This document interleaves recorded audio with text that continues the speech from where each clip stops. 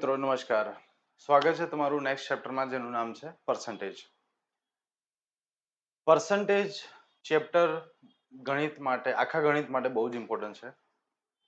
Specifically નફો ખોટ અને સાદું વ્યાજ અને ચક્રવૃદ્ધિ વ્યાજ જેવા ચેપ્ટર માટે.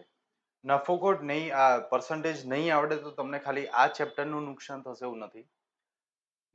નફો ખોટ અને આપણે સાદા અને ચક્રવૃદ્ધિ વ્યાજમાં જ્યારે જઈશું ત્યારે હવે એવા પ્રશ્નો બહુ ઓછા પૂછાય છે કે 10,000ના 10% લેખે 2 વર્ષનું ચક્રવૃદ્ધિ વ્યાજ શોધો. નહીં. હવે પેપર સેટરનું માઇન્ડસેટ ચેન્જ થઈ રહ્યું છે ધીમે ધીમે, અને હવે પેપર સેટર શું પૂછે છે કે 66,600નું 66.66% લેખે 3 વર્ષનું ચક્રવૃદ્ધિ વ્યાજ જણાવો. તો આજે 66.66% છે એનો મતલબ 2/3 થાય. તમને જો ખ્યાલ ના આવે એનો મતલબ કે પ્રશ્ન તમારે છોડવાનો થાય. તો આ શું બોલ્યો હું 66.66% એટલે 2/3?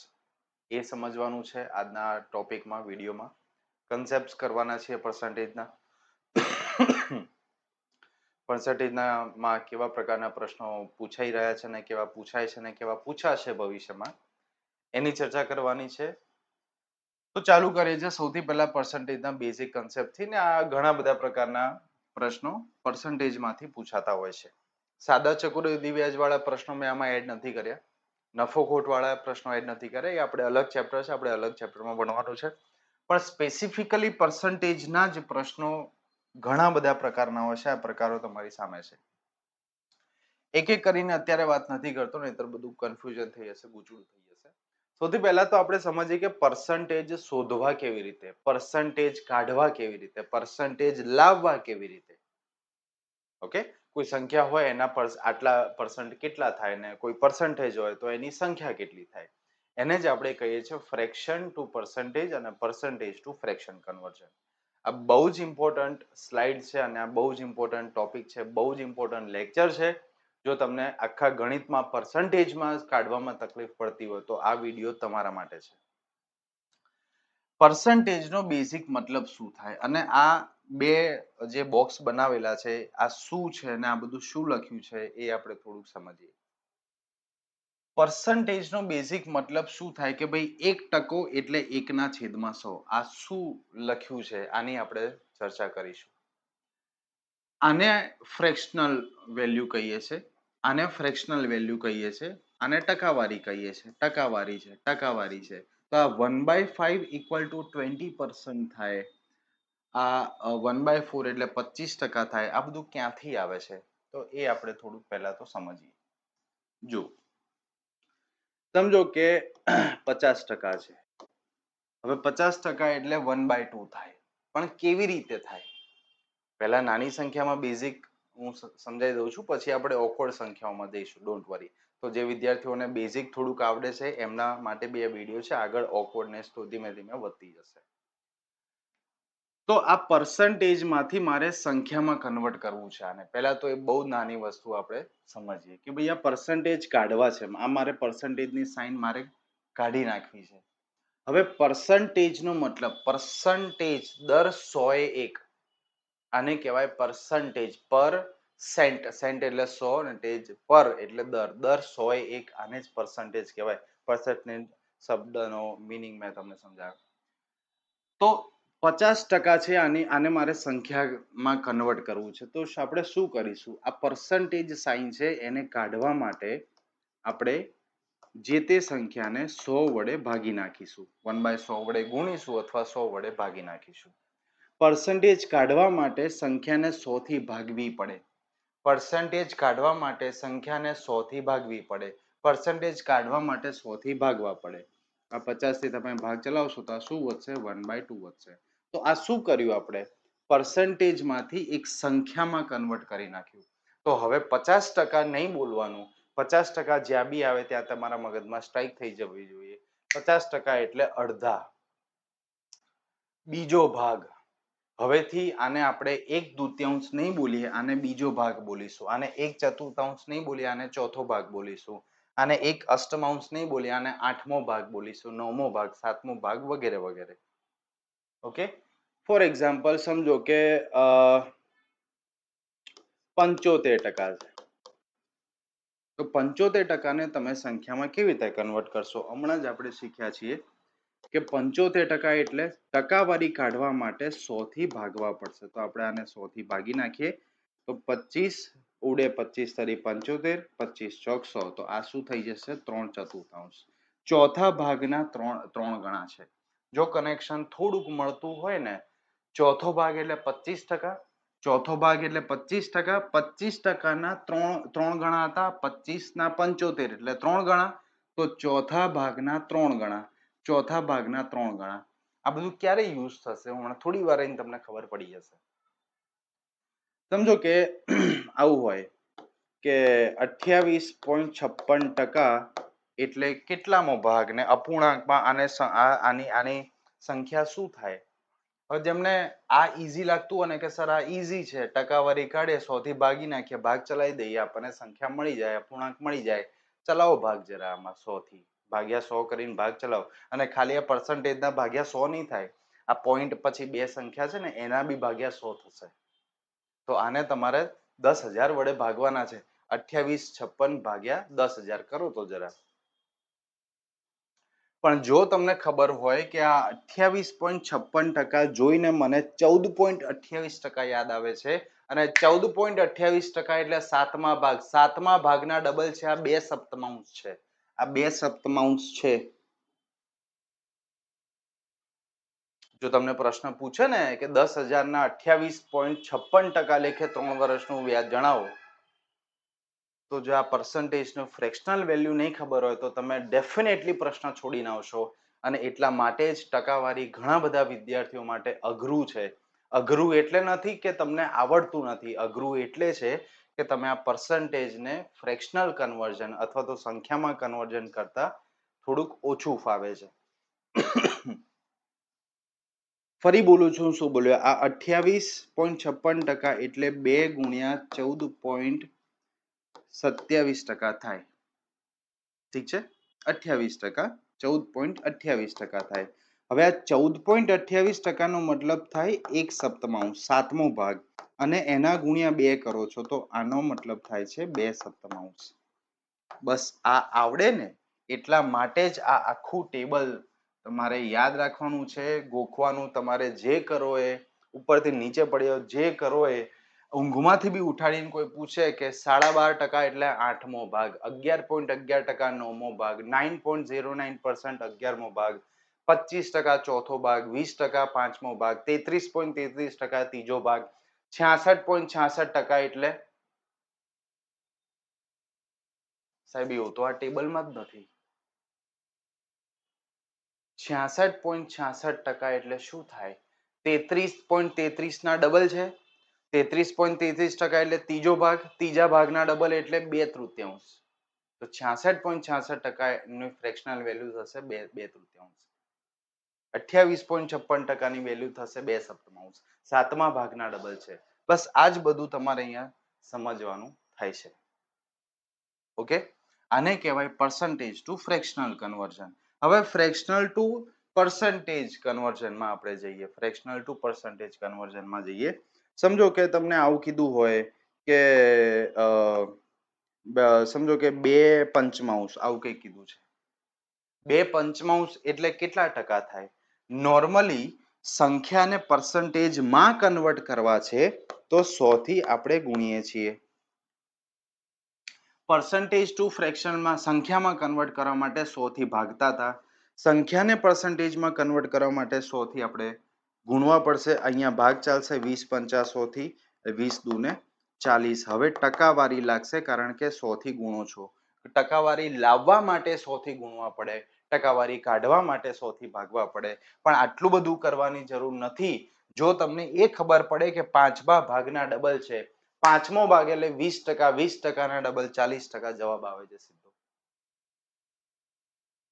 બીજા ઘણા બધા એક્ઝામ્પલ તમે લઈ શકો છો. ફોર એક્ઝામ્પલ સમજો કે આવું હોય કે 4/9 આવું છે. આ તો ચલો 100 ગુણ્યા હતા, 5 થી ભાગ ચાલતો હતો 100 નો એટલે ભાગ ચલાવી દીધો. આને ગુણ્યા 100 કરશો, 9 થી ભાગ ચલાવશો, 100 નો 9 એકા 9, 1 વધ્યો 10, 9 1 પેપર પતી જાય દોસ્ત. આ 9મા ભાગના 4 ગણા છે. 9મો ભાગ એટલે 11.11% ના 4 ગણા 44.44%. સીધો આન્સર આવે 44.44%. આન્સર આવી ગયો, પતી ગઈ વાત. કોઈ જ ગુણ્યા 100 ભાગ્યા 100 કરવાની જરૂર નથી. ઓકે, ઠીક છે. ઘણા બધા આવા એક્ઝામ્પલ્સ, પણ આ આવડે ને એના માટે 9મો ભાગ એટલે 11.11% થવા જોઈએ એ ખબર પડવી જોઈએ. અને એ ખબર પડવા માટે આ ટેબલ છે.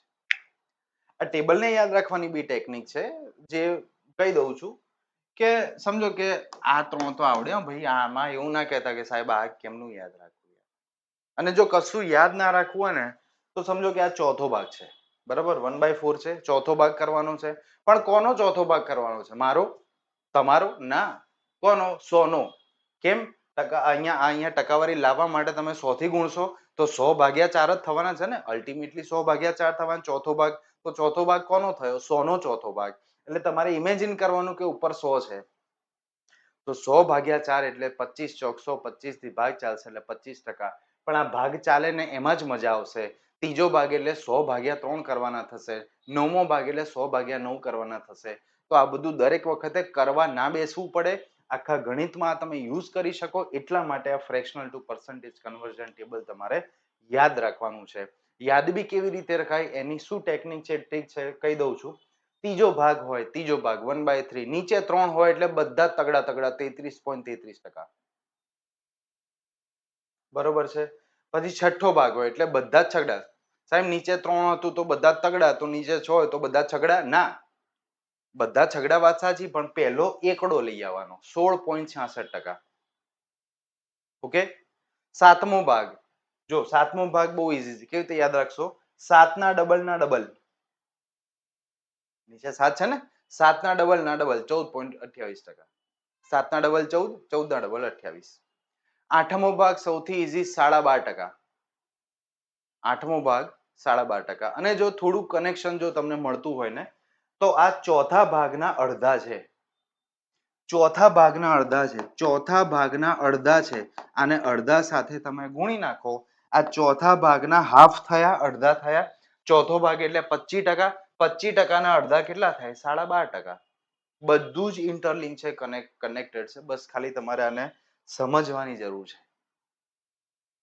તો આઠમો ભાગ એટલે ચોથા ભાગના અડધા એટલે 12.5% થઈ ગયા. ઓકે. આઠમો ભાગ 12.5%. નવમો ભાગ, જો 9 અને 9મા ભાગ અને 11મા ભાગ વચ્ચે સરસ પ્રકારનું એક કનેક્શન જોવા મળે છે. 9મા ભાગમાં બધું 11 11 આવે અને 11મા ભાગમાં બધું 9 9 આવે. બધું 9 9 એટલે 9.99? ના, જોજો ભાઈ. 11.11 બરોબર છે 9મો ભાગ એટલે, પણ 11મો ભાગ એટલે 9.09% થશે. અમુક ને થાય સાહેબ શું ફેર પડે? 9.99 કહો 9.09, બહુ ફેર પડે ભાઈ. 0.8% નો ફરક પડે. બહુ મોટો ફરક છે. ફાઇનાન્શિયલી જે કનેક્ટેડ હશે, જે એમને ખબર હશે 0.80% નો મતલબ શું થાય. તો 9.99 નથી, 9.09% છે, જેનો મતલબ 11મો ભાગ થશે. ઠીક છે.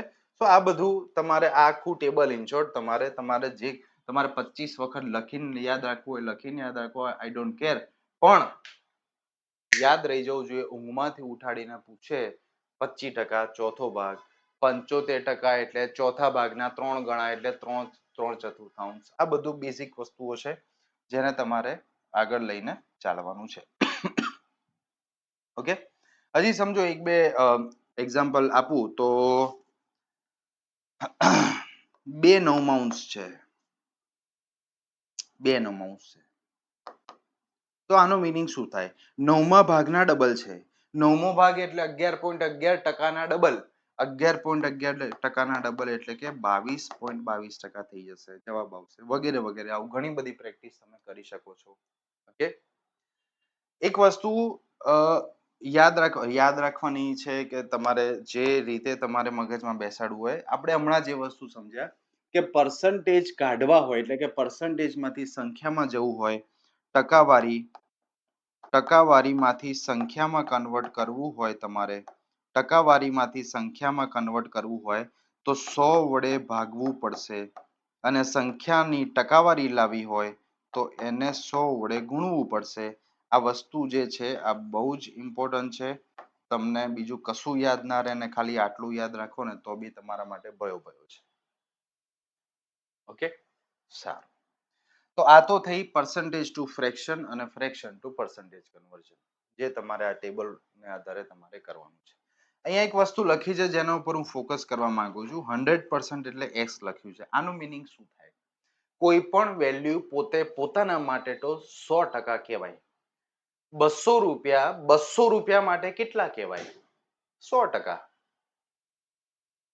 525 માટે કેટલા કહેવાય? 100%. તો હું હવે આનું રિવર્સ પૂછું છું કે 400 ના 100% કેટલા થાય? 400. 400 ના 100% એટલે 400 પોતે પોતાના માટે તો કેટલા છે? 100% છે. તો કોઈ બી વેલ્યુ પોતે પોતાના માટે 100% હોય એ જ વસ્તુ અહીંયા લખેલી છે. ઓકે, ચલો હવે આપણે આગળ શીખીએ કે ટકાવારી શોધવાની કેવી રીતે. સમજો, તમને ફોર એક્ઝામ્પલ આવું હોય કે 250 ના 20%, આવું એક્ઝામ્પલ છે 250 ના 20%. તો સિમ્પલ સાહેબ, અમે સ્કૂલમાં બહુ સરસ મેથડ શીખી ગયા છીએ. આ ના એટલે ગુણાકાર છે અને આ 20% કાઢવા માટે હમણાં તમે કીધું કે 100 થી આપણે ભાગવા પડે. મીંડું જતું રહેશે. 25 દુ ને 50. ઈઝી આન્સર આવી ગયો. સિમ્પલ વસ્તુ છે. આ સિમ્પલ એટલે છે કારણ કે આ આંકડાઓ અપ્રોક્સિમેટ છે. પાછળ 00 વાળા આંકડાઓ સરળ છે એટલે સિમ્પલ છે.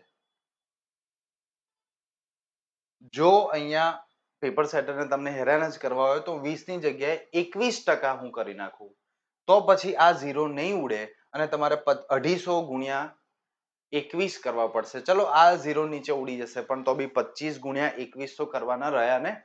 અચ્છા, ચલો એમાં બી કોઈને એવું હોય કે સાહેબ આ તો તમે શીખવાડ્યું હતું કે બે આંકડા સાથે ગુણાકાર કરીને થઈ જાય. સાચી વાત છે. અહીંયા 21 હોય તો 25 ગુણ્યા 21 તો બધાને થઈ જાય. અહીંયા એક એકડો વધારી દઉં તો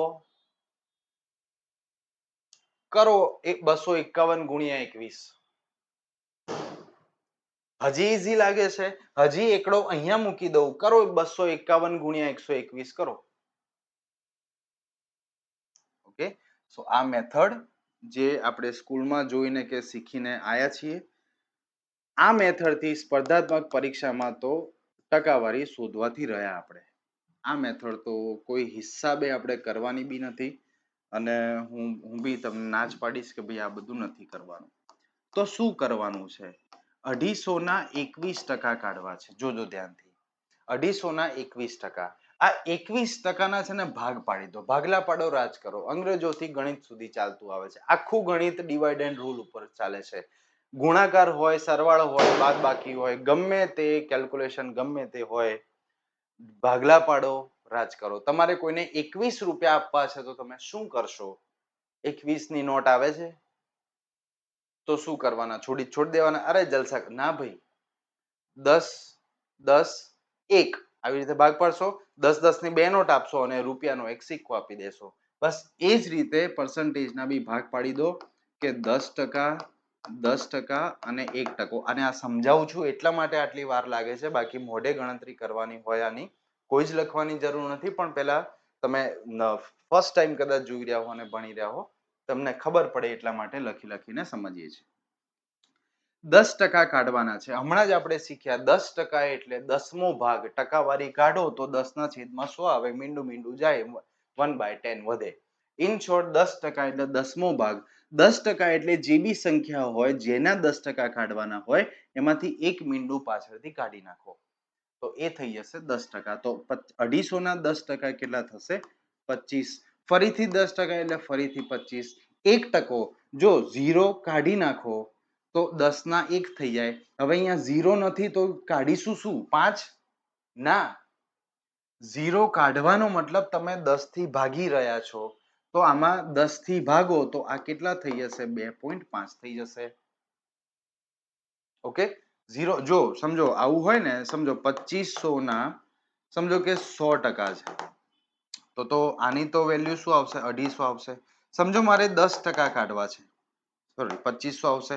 સમજો મારે 10% કાઢવા છે, તો આમાંથી 0 કાઢી નાખો તો 10 થઈ જાય, તો આમાંથી 0 કાઢી નાખો તો 250 થઈ જાય. 2500 ના 10% એટલે 250. હજી આમાંથી એક 0 કાઢી નાખો તો 1% થઈ જાય. હજી આમાંથી એક 0 કાઢી નાખો તો 25 થઈ જાય.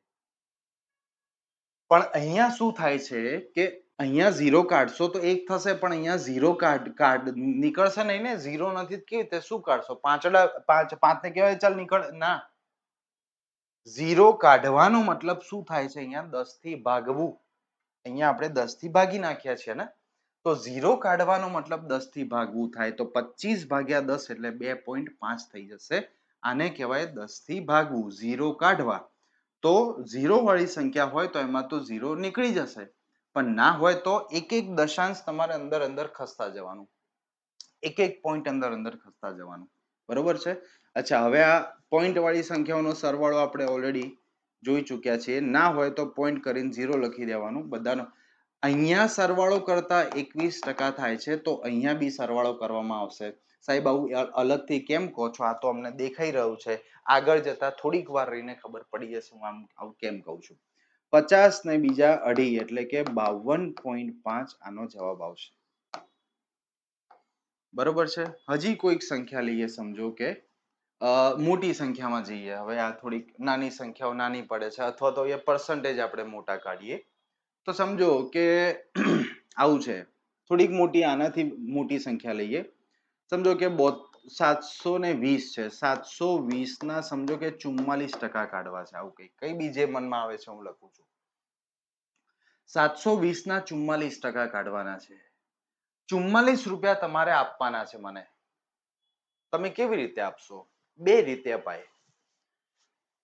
10 ની 4 નોટ આપી દો અને પછી રૂપિયાના 4 સિક્કા આપી દો. એટલે 44 રૂપિયા તમે મને આપી દીધા. પણ હવે તમારી પાસે છૂટા નથી, તો શું કરશો? તમે મને 50 ની નોટ આપશો, હું તમને 6 રૂપિયા પાછા આપી દઈશ. હવે એવું ના કહેતા સાહેબ આપણે બે ની જોડે છૂટા ના હોય શું કરવાનું? ભૂલી જવાના. 44 રૂપિયા રાખો, જલસા કરો. બરોબર? પણ સમજો 44% ના બે રીતે ભાગ પાડી શકાય છે. કાં તો 50 માંથી 6 બાદ કરી નાખો, કાં તો 40 પ્લસ 4 કરી નાખો. મને 40 પ્લસ 4 કરવા ગમશે. કેમ? થોડીક વાર ખબર પડી જશે. આના ભાગ પાડું છું 40%, 4%. આના મેં ભાગ પાડી નાખ્યા. 720 ના 40%. 40% એટલે 10% ના 4 ગણા. 10% કેટલા થાય? 72. 72 ના 4 ગણા કેટલા થાય? 72 ના ભાગ પાડી નાખો. ભાગલા પાડો, રાજ કરો, ડિવાઇડ એન્ડ રૂલ. 72 ગુણ્યા 4, 4 2 8 એવું નહીં કરવાનું. આ તો તોય સંખ્યા નાની છે. 722 હોત તો કરત તમે 4 2 8, અને આ તો તોય 4 ગણા કરીએ છીએ.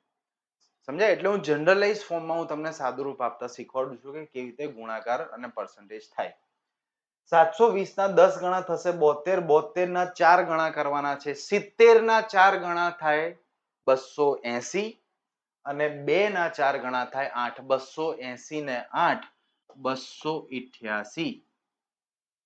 બીજી વસ્તુ, 40 માંથી 0 કાઢ નાખો 4 આવી જાય. હવે આમાંથી 0 કાઢ નાખો, 0 નથી તો કાઢવાનું શું? આઠડો કાઢ નાખવાનો? ના. અહીં હમણાં જ વાત કરી કે 0 કાઢવાનો મતલબ છે એક પોઈન્ટ અંદર ખસી જવાનું, એટલે કે 28.28 થઈ જશે. આનો સરવાળો કરતા 44 મળે છે, તો આનો બી અહીંયા સરવાળો કરતા આપણને વેલ્યુ મળી જશે. પોઈન્ટ નથી તો પોઈન્ટ પછી 0 અહીંયા લખી નાખો. 8 8 ને 8 16 નો છગડો વધી 1 8 10 ને 11 3 316.8 તમારો જવાબ છે. 44% ની વેલ્યુ છે. કોઈ હિસાબે 720 ગુણ્યા 44 ભાગ્યા 100 કરીને આટલો ઝડપથી આન્સર ના આવે ને ના જ આવે. અને આ તો સમજાવું છું એટલે લખું છું, બાકી તમારે સીધું આ જ લખવાનું એક્ઝામમાં. આવું બધું લખવાની જરૂર થોડી છે. 44% ને બીજી રીતે પણ તમે સોલ્વ કરી શકો છો. 50% માઇનસ 6%. 50% એટલે આના અડધા થઈ જશે. 6% એટલે 1% ના 6 ગણા. 1%. 10% થી ચાલુ કરવાનું તમારે. સમજો 10%, 20%, 30%. હવે 30% હોય તો 10% ના 3 ગણા કરી નાખવાના. 4% હોય તો 1% ના 4 ગણા કરી નાખવાના. પહેલા 1% કાઢવાનો, પછી એના 4 ગણા કરી નાખવાના. ઓકે? હવે ચલો સંખ્યાઓ થોડીક મોટી લઈ લઈએ. ફોર એક્ઝામ્પલ સમજો કે લઈએ કે આપણે શું લેવું છે બોલો 9400 ના સમજો કે મોટા નંબર આપણે લાવવા છે 78% કાઢવા છે ચલો જે જે મનમાં આવે એવું લખું છું 78% કાઢવા છે 78 ના ભાગ પાડો 78 ના શું ભાગ પાડશો તમે 50 20 ને 8 તમે કરી શકો છો અથવા તો 100 માંથી તમે 22 બાદ કરી શકો છો તમને જે મજા આવે કરવાનું મને 50% માં મજા આવશે 20% માં બી મજા આવશે અને 8% માં બી મને મજા આવશે તો હું આ કરીશ ઓકે 50% કોના 9400 ના 50% 50% એટલે અડધા અડધા એટલે 2 ચોક એવું નહીં 9400 ના અડધા કરવા છે ને 9000 ના અડધા 4500 400 ના અડધા 200 4500 ને 200 કેટલા થાય 4700 4700 આ થઈ ગયા અડધા 20% એટલે 10% ના ડબલ 10% કેટલા થાય એક મીંડું જવા દો 940 940 ના ડબલ 900 ના ડબલ 1840 ના ડબલ 80 1880 1880 નેક્સ્ટ 8% 10% માંથી 2% બાદ કરી નાખો અથવા તો 1% ના કરી દો 8 ગણા 1% એક ટકો એટલે 100મો ભાગ જો આ આગળ ટેબલ છે ને બધું લખેલું જો 1% એટલે 100મો ભાગ 100મો ભાગ એટલે ભાગ્યા 100 તો 1% એટલે બે મીંડા પાછળથી કાઢી નાખવાના રાઈટ તો બે મીંડા કાઢી નાખો 94 વધે 94 ના 8 ગણા 90 ના 8 ગણા કેટલા થાય 90 ગુણ્યા 8 8 નું 72 ને પાછળ 0 720 અને 4 ના 8 ગણા 32 720 ને 32 752 સરવાળો કરી નાખો જવાબ આવશે 8 ને 5 13 નો તગડો વધી પડી 1 14 ને 1 15 15 ને 8 23 નો તગડો વધી પડી 2 4 ને 2 6 ને 1 7 આન્સર આવી જશે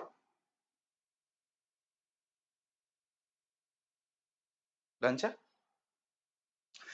ઘણી બધી પ્રેક્ટિસ આવી તમે અહીંયા કરી શકો છો તમારી જાતે કોઈ બી નંબર કોઈ બી પર્સન્ટેજ લઈ લેવાના કેલ્સીમાં કેલ્ક્યુલેટ કરીને પછી આન્સર ચેક કરી લેવાનો જો જવાબ સાચો હોય કોંગ્રેચ્યુલેશન તમને આવડી ગયું સર કેટલા પ્રશ્નો પ્રેક્ટિસ કરવાના તમને સંતોષ ના થાય ત્યાં સુધી પ્રેક્ટિસ કરવાના મને આપણને સંતોષ થાય હા ના હવે કોઈ બી પર્સન્ટેજ આવશે ને મને વાંધો નહીં આવે પછી જો બીજી એક વાત કરું પર્સન્ટેજમાં કે સમજો કે આવું હોય કે 61% ના સમજો આવું હોય 200 ના 61% આવું છે એક્ઝામ્પલ આપું છું 200 ના 61% હવે છે ને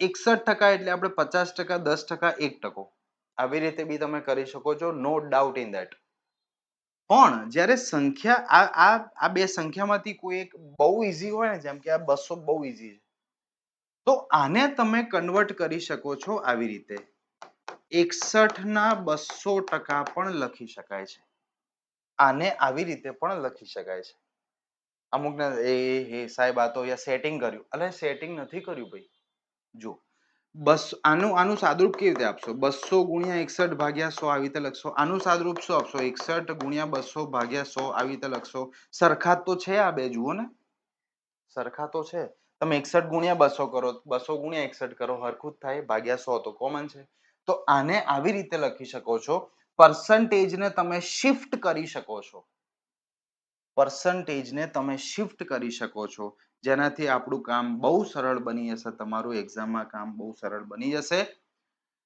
મતલબ અચ્છા આને બુકિશ લેંગ્વેજ ની વાત કરું બુકિશ લેંગ્વેજમાં આને એવી રીતે લખતા હોય છે તમે ક્યાંક વાંચ્યું જોયું હોય કે a ના b% ને આપણે આ થોડુંક નીચે લખું છું કારણ કે આનું સાદુરૂપ આપીશ હમણાં ઉપર અહીંયા a ના b% છે એને b ના a% પણ લખી શકાય છે કારણ કે ગુણાકાર અલ્ટિમેટલી ગુણાકાર જ કરવાનો છે તો પર્સન્ટેજ તમે શિફ્ટ કરી શકો છો અચ્છા હવે આનું સાદુરૂપ 50% 10% 1% કરવું લેન્ધી પડી જશે પણ આ વિધિન સેકન્ડ તમારો આન્સર આવી જશે 200% એટલે શું 100% ના ડબલ 100%, 61 ના 100% કેટલા? હમણાં જ વાત કરી, કોઈ બી સંખ્યા પોતે પોતાના માટે 100% હોય તો 61 ના 100% એટલે પોતે 61, એના ડબલ કરી નાખો અથવા તો ફરીથી 61 એડ કરી દો, 122 થઈ જશે. આની ગણતરી આટલી ઝડપથી નહીં થાય. વિચારોથી વાત કરું છું, પેન પેપરની વાત નથી. સમજાણું? તો આ બહુ બેઝિક વસ્તુઓ છે પર્સન્ટેજની, ટકાવારીની. આપણે આ ટોપિકમાં આપણે શું શું જોયું કે ભાઈ પર્સન્ટેજ કેવી રીતે શોધવા, પર્સન્ટેજ ટુ ફ્રેક્શન કન્વર્ઝન, અને મોટા પર્સન્ટેજીસ આપેલા હોય તો શું કરવું. ઓકે, હજી કન્સેપ્ટ પત્યા નથી. સર આ કન્સેપ્ટ પતી ગયો? ના, હજી કન્સેપ્ટ નથી પત્યા. હજી એક બે બીજા કન્સેપ્ટ જોવાના છે. આના પછી પર્સન્ટેજના 10% વધારો, 10% ઘટાડો. તમે જોયા હશે આ બધા પ્રશ્નો કે કોઈ વસ્તુની કિંમત 30% વધે છે અને પછી 10% ઘટે છે, તો હવે તેની વેચાણ કિંમત કેટલી થાય, અથવા તો તેની વસ્તુની કિંમત હવે કેટલી થશે, વગેરે વગેરે.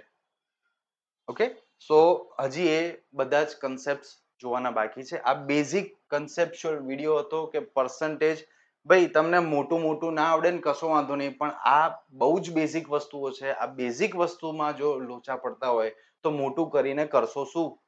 તમને પ્રોફિટ લોસ નો કન્સેપ્ટ ખબર છે, પણ જ્યારે પ્રશ્ન આવે છે ને ત્યારે આમાં તમે સાદું રૂપ આપવામાં આપણે ગૂંચવાઈ જઈએ છીએ, અને દરેક વિદ્યાર્થીઓનો આ પ્રોબ્લેમ છે.